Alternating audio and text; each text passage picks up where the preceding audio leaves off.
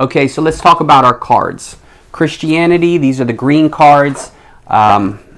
These cards contain questions about Jesus Christ, including his claims of divinity, fulfilled prophecy, etc., as well as foundational questions about Christianity and even some Bible trivia about where key events in the scriptures occurred. Pretty self-explanatory. There are going to be questions about Jesus, his divinity, him claiming to be the Son of God. Where does it say that? Did he even claim to be the Son of God, or was that put in later by his followers?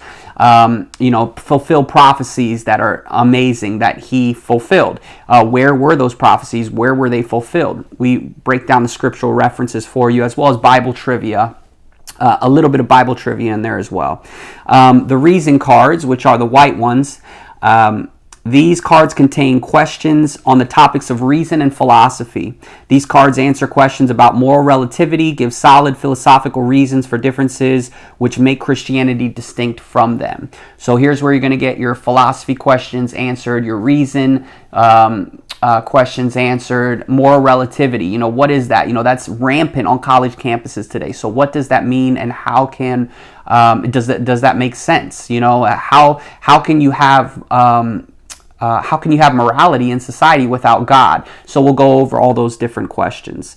The third stack is religion, which is this black stack here. And these cards contain information about other religious cults, which will inform players about the foundations of Islam, Buddhism, Mormonism, as well as the differences that make Christianity distinct from them. So here's where you as a Christian will learn about other religions, Buddhism, Hinduism, etc., as well as cults,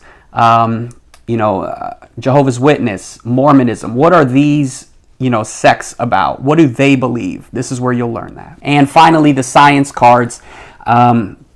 It says these cards contain questions about how the universe began, as well as scientific proof that points to God. So you've seen our T-shirts that say, science points to God, #welcome to truth. Well, this is where you'll learn about the Big Bang, and what does that mean, and why is the Big Bang important, and why does the Big Bang actually point to God? What does the second law of thermodynamics say? What are irreducible complexities? These are the sort of questions we'll answer in the science portion. The victory cards, these cards contain a scripture on them and are each worth 1 point. So you have your playing cards, your four main categories of questions, and then you have the victory and the fallen nature, a good and a bad. Okay, the victory is good, the fallen nature, of course, is bad. Now, these cards contain a scripture on them and are each worth 1 point unless otherwise noted. When you answer a question correctly out of the playing cards, you earn 1 victory card unless otherwise noted. So each of those victory cards is worth 1 space forward, or 1 point. Okay, again, remember, it's all about earning points. Let's say you start and you're the yellow meeple. You roll the dice, you didn't shoot, you just decided to roll. You get a 5. So you go 1, 2, 3, 4, 5. You land on Christianity. The person to your right picks up the Christianity card, asks you the question. Say you get it right. Now, when you get it right, you're going to pick up a victory card. So you pick up the victory card and it says, those who rely on faith are blessed along with Abraham, the man of faith, Galatians 3:9. So this will give you scripture throughout the game. Now, I have a choice to make. I can either hold on to this victory card to be used later, or I can use it right now. If I use it right now, this counts. I can trade this in to go forward, move forward 1 space. So now I move from Christianity to religion. Now remember, the point of the game is to earn points, okay? Just real quick, we'll get to this, but the reason for these jewels here, now each jewel is worth 5 points.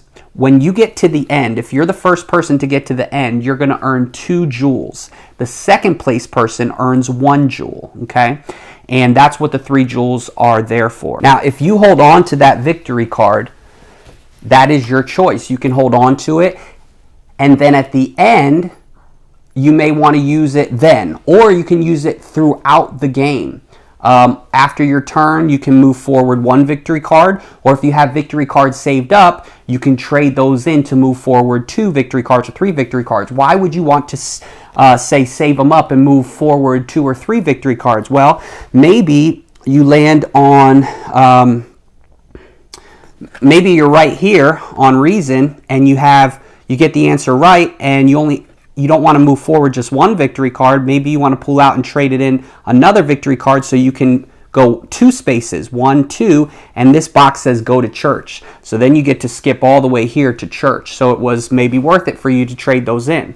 So with these victory cards, again, you can use them immediately, or you can hold on to them to use them in a future turn, or you can hold on to them until the very end and they'll count toward your total points, which is the object of the game. Just to reiterate, if you answer a question correctly, you can either trade in your victory card to move forward at the end of your turn, 1 move forward per victory card, or you can hold on to them until you reach finish, and each victory card will count for 1 point toward your total score. Whoever has the most points at the end wins. Now, when you get 4 victory cards, you can turn them in for a jewel. That's why we have all these jewels in the cup here, okay? Those can be turned in. Now, there's a benefit to turning in your 4 victory cards for a jewel that's worth 5 points. So if you get 4 victory cards, you can turn them in for a jewel, and that jewel's worth 5 points. So there's a benefit to turning in your victory cards. Or you can choose to hold on to your victory card in case you want to use them to move forward more spaces. When you pass finish, you can no longer trade in victory cards for jewels. So if you're going to trade your victory cards in, you better do it before you pass finish. You are not permitted to have more than 6 victory cards in your possession at any given time. So that's another thing. So again, you can trade the 4 victory cards in for a jewel, which is worth 5 points, and you cannot have more than 6 victory cards in your possession. If you have 6 victory cards, you must use at least 1 immediately when you receive your 6th card, or trade 4 in for a jewel and keep the other 2. All right, Fallen Nature. These cards contain oftentimes some sort of funny comment and penalize you 1 point each. When you answer a question incorrectly, you receive 1 Fallen Nature card. You must use your Fallen Nature card immediately to move back 1 space. So this is not like the victory card where you can hold on to it and use it at the end. You have to go back immediately. You cannot advance forward on a Fallen Nature card, even if by moving backward the board gives you some benefit to landing there. Okay, so if your meeple is over here on science and you answer the question incorrectly and it says go to church, you can't actually use that card, that benefit to go to church. You have to just stay there. You can never advance on a Fallen Nature card. So if you roll, say you're over here at start, you roll a 2, you go, well, that's going to move you 4 times your dice amount. So let's just roll a 6. Okay, so 1, 2, 3, 4, 5, 6. You pick up a religion card, you answer it correct, or you answer it incorrectly. Then you'll pick up a Fallen Nature card over here, and it says you did not respect the Jubilee in your latest financial affairs, and you have to move back 1. Okay, so then you move to Christianity, and it goes to the next person.